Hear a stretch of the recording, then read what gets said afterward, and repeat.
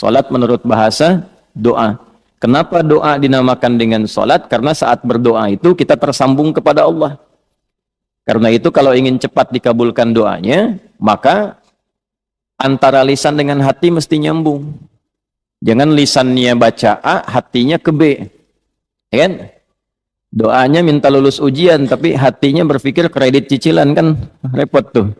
Nah, jadi mesti nyambung. Oleh karena itu dalam sholat dilatih tersambung dulu, sehingga seluruh bacaan terkoneksi, doanya terkabul. Itu yang menjadikan seluruh nabi dan rasul itu diperintahkan sholat, dan dalam sholat mereka berdoa. Nabi Zakaria kan dikabulkan doanya saat sholat.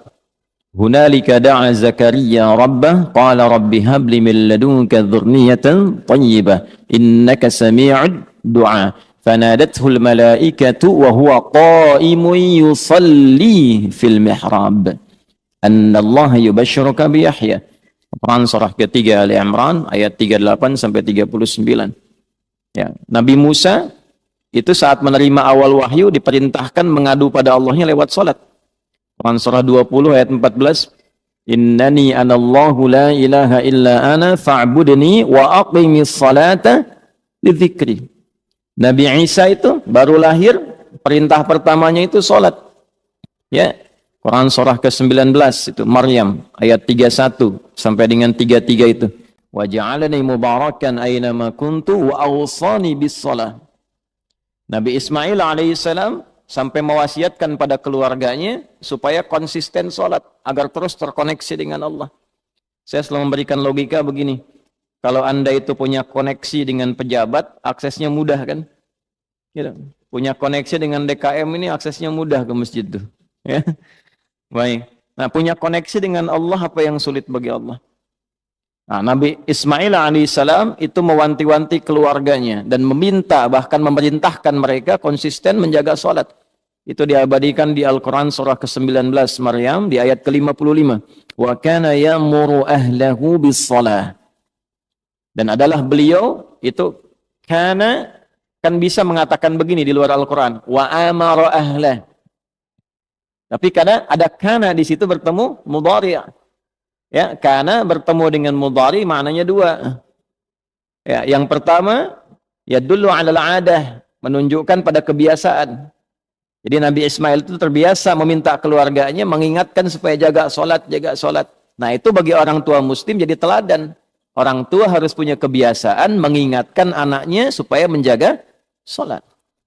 Nah, karena di situ ahlah itu menunjuk pada setiap personnya. Kan keluarga itu ada 4 dalam bahasa Arab. Ya. 1 ailatun, 2 usratun, 3 alun, 4 ahlun. Tuh. Ailatun sifat saling mendukung dari kata aul. Kalau sudah berkeluarga harus saling mendukung, mensupport, mendorong, membantu. Nah, jangan bertikai di lingkungan keluarga. Karena itu pertentangan, perselisihan, permusuhan di lingkungan keluarga itu diantara yang paling tidak disukai oleh Allah dan Rasulnya. Ya, silaturahim itu kan ayat keluarga di An-Nisa ayat pertama yang sering disatukan dalam 3 ayat kan dalam kesempatan Jumat itu. Ali Imran itu, kemudian An-Nisa, satu lagi di surat yang ke-33 Al-Ahzab di penghujungnya, kan? Yang di An-Nisa ayat pertama, ya ayyuhan nasu taqu rabbakumul ladzi khalaqakum min nafsin wahidah wa khalaqa minha zawjaha wa batha minhuma rijalan katsiran wa nisaa'a wattaqullaha alladzi tasaaluna bihi wal arham. Nah, jadi dan ulul arham itu kan yang pertama keluarga inti. Menyambungkan arham, menyambungkan silah, ya, terkoneksi dengan kuat di antara bagian keluarga itu bagian dari ketakwaan. Mafhum mukhalafahnya Pak?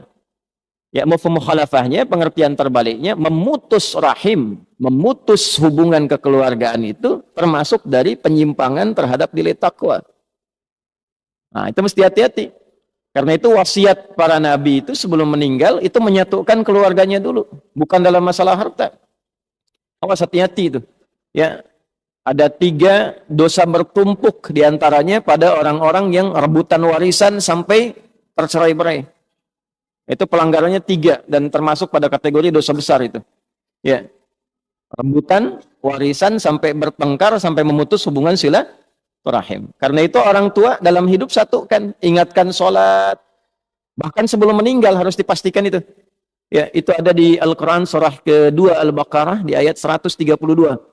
Am kuntum syuhada'a idh hadara Ya'qub al-maut idh qala li banihi ma ta'buduna min ba'di qalu na'budu ilahaka wa ilaha abaika Ibrahim wa Ismail wa Ishaq ilahu wahida wa nahnu lahu muslimun. Apakah kalian pernah dengar kisah, pernah tahu tentang cerita bagaimana Nabi Ya'qub itu menjelang wafatnya beliau kumpulkan anak-anaknya, keluarga besarnya. Kalau besok lusa bapak meninggal, iman kalian bagaimana? Salat kalian bagaimana? Jangan khawatir, kami akan konsisten menjaga tauhid, iman kami menyembah Allah ya seperti generasi bapak dan kakek moyang kita itu menjaga itu semua.